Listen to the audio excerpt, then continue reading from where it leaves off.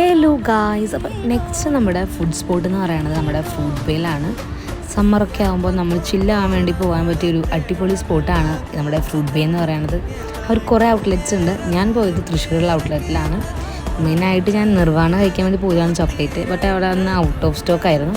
നമ്മൾ കഴിച്ചത് ഫ്രൂട്ട് ഫലൂഡയും അതുപോലെ തന്നെ സ്പെഷ്യൽ ഫലൂഡയാണ് നമ്മൾ ടേസ്റ്റ് ചെയ്തത്. രണ്ടും നല്ല അടിപൊളി ടേസ്റ്റാണ്.